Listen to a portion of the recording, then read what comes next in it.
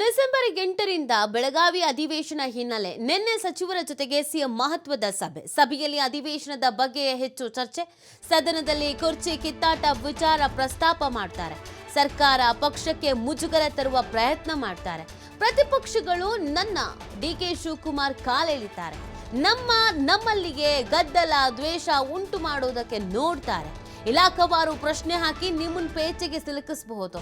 ನಾವು ಈ ವಿಚಾರದಲ್ಲಿ ಒಗ್ಗಟ್ಟಾಗಿ ಹೋರಾಡೋಣ, ಪ್ರತಿಪಕ್ಷಗಳನ್ನ ಸಮರ್ಥವಾಗಿ ಎದುರಿಸೋಣ. ಇಲಾಖಾವಾರು ಸರಿಯಾದ ಮಾಹಿತಿಗಳನ್ನ ನೀವು ಇಟ್ಕೊಳ್ಳಿ.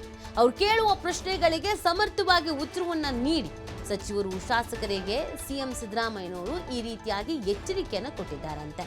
ಅಂದ್ರೆ ಯಾವ ರೀತಿಯಾಗಿ ತಯಾರಿಯನ್ನ ಮಾಡ್ಕೊಳ್ಬೇಕು, ಪ್ರತಿಪಕ್ಷಗಳಿಗೆ ಉತ್ತರವನ್ನ ಕೊಡಬೇಕು, ಯಾವುದೇ ಸಂದರ್ಭದಲ್ಲೂ ನಾವು ಪೇಚೆಗೆ ಸಿಲುಕಬಾರದು, ನಾವು ಮುಜುಗರಕ್ಕೆ ಒಳಗಾಗಬಾರ್ದು ಅನ್ನುವಂಥ ಸೂಚನೆಯನ್ನ ಕೊಟ್ಟಿದ್ದಾರಂತೆ.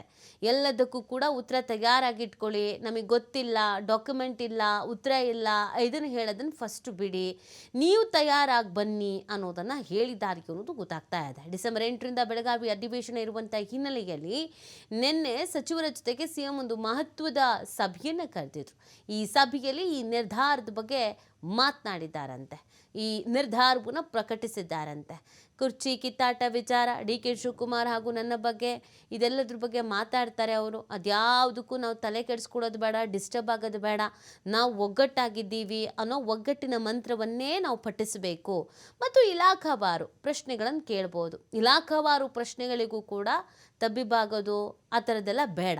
ಎಲ್ಲದಕ್ಕೂ ಉತ್ತರ ಕೊಡೋಣ, ಎಲ್ಲದಕ್ಕೂ ತಯಾರಿ ಮಾಡ್ಕೊಳ್ಳೋಣ ಅನ್ನುವಂಥ ಸೂಚನೆಯನ್ನು ಕೊಟ್ಟಿದ್ದಾರೆ ಅನ್ನೋದನ್ನು ಹೇಳಲಾಗ್ತಾ ಇದೆ.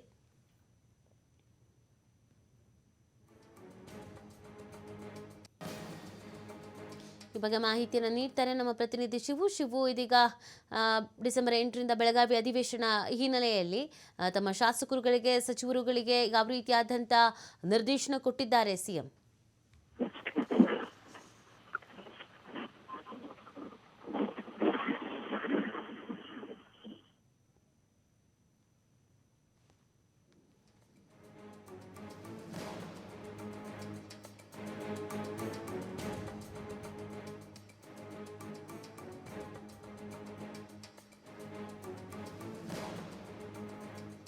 ಓಕೆ, ಸಂಪರ್ಕ ಕಡಿತ ಆಗಿದೆ.